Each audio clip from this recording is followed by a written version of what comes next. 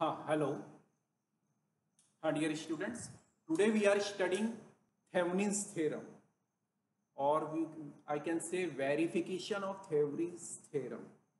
Experimentally, this is an experiment in which you have to verify the Thevenin's theorem. What are the steps you have to involve for Thevenin's theorem? Let us consider the circuit diagram. Our main circuit diagram of Thevenin's theorem is like this. This is the circuit diagram where you have to verify the Thevenin's.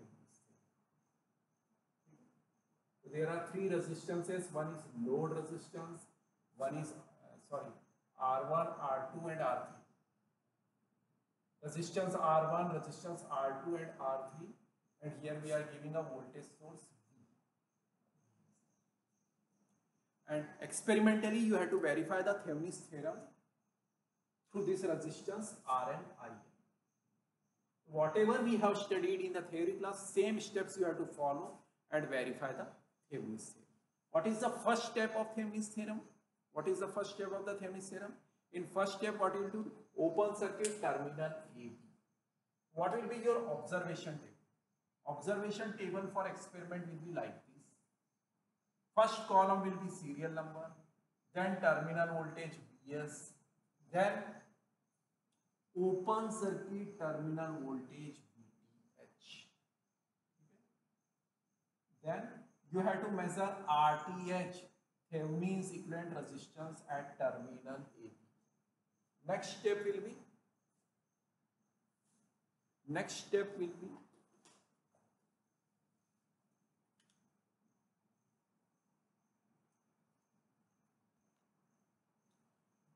you have to find the Thevenin's current through IL directly without Thevenin's theorem. Then you have to find current by using Thevenin's theorem, and you can find current theoretically also, IL1, IL2. You can find current theoretically also. All the three currents will be same. Then your Thevenin's theorem is verified. First step is you can find IL directly, and then IL1 using Thevenin's theorem, and second one is by applying KVL, Kirchhoff voltage law and Kirchhoff current law, also you can find this. So these are the steps. This is the observation table which you have to fill using experimental results. Now we will go to experimental setup. I will show how to take the reading of Vs, this voltage, second VTH, how to take VTH, how to take RTH, and how to take IL, IL1, IL2. Now come to the experimental setup.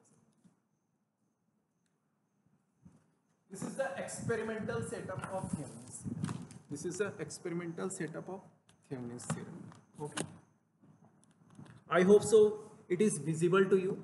This is the experimental setup of Thevenin's theorem. You can see that three resistances are there, and this one is load resistance. First R1, R2, R3, and this one is load resistance. Here I am applying a supply voltage Vs. Okay. So first step, I can calculate current IL by direct method without applying Thevenin's theorem. First step, IL by direct method. Second, I will find VTH, then RTH, then IL, and we have to verify the Thevenin's theorem. Let's see. You know very well. First is voltage. How much voltage is across the first input terminal? It is showing here. It is around 10.1 volt. Vs is coming around 10.1 volt. 10 volt. Okay. First step is Vs is coming around 10 volt. Now measure IL. IL measure karo. You can see how to measure IL. IL is measured by through this terminal. Okay. IL is measured through this terminal. To measure current through this terminal, this is open circuited and ammeter is connected in series. You can see ammeter is connected in series. Your current here, you are getting a answer of the current. The answer is coming 1.74 milliampere, right? The current coming is 1.74 milliampere. 1.74 milliampere. This is here I have not applied the Thevenin's theorem. This is by direct method.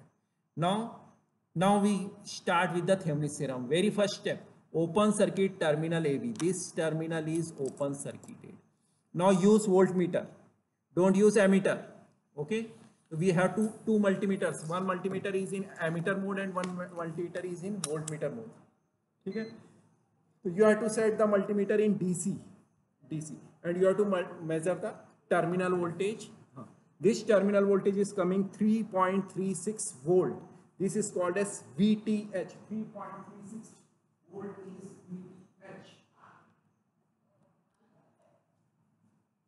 3.36 volt is 3.36 volt is VTH. VTH we have measured. Now what is your second step? Deactivate all the energy source. Deactivate all the energy sources by short circuiting the terminal of the voltage source. This voltage source is removed. Now you have to short circuit this terminal. Short circuit this terminal. This input terminal is short circuited. First we have to short circuit the input terminal. Now the voltage source is deactivated. Once the voltage source is deactivated, what you have to do? You have to set multimeter in ohm measurement mode. So set this multimeter in the mode of ohm. You can see this. This multimeter is in ohm measurement mode. Ohm measurement mode. So now you have to measure RTH across this terminal. This reading is coming. How much is reading coming? 1.334 kilo ohm. This resistance RTH is coming 1.335 kilo ohm. 1.335 kilo ohm. That's all, your reading is over. Now rest is calculation part. What we did? First we have measured IL by direct method. Okay.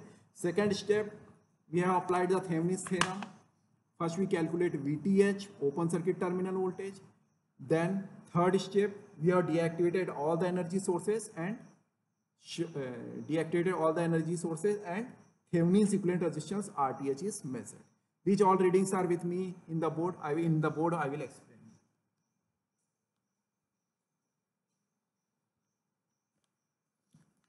You can see this in the board. 10.10 volt is the input supply, 3.36 is the Thevenin's voltage, 1.335 kilo ohm is the RTH, and current we have measured by direct method is 1.74. Now you can calculate IL1 is equal to VTH. IL is equal to VTH by RTH plus RN. This you can calculate. This is coming to be 3.36 divided by 1.335 plus what is the value of RL? 0.55. Value of 0.55. This you have to measure previously. Value of RL 0.55. This comes to be again, your current comes to be 1.7 milliampere. That is why IL1 is coming 1.7. Then your Thevenin's theorem is verified. Third step is using Kirchhoff voltage law and Kirchhoff current law, which we have already studied in theory class. That method you can apply, and you can also find IL when we apply at 10. First you measure R1, R2 and R3. Applying KVL and KCL, you can calculate the value of IL. Do you know what is the value of R1? 1 kilo. R1 is 1 kilo ohm. R2 1 kilo. R2 is 1 K and R3 is 0.5. 0.55. And this is also 0.5. Okay. So applying KVL, KCL also you can find IL. Applying theoretically, analytical method also you can find IL. And applying Thevenin's theorem you can find IL.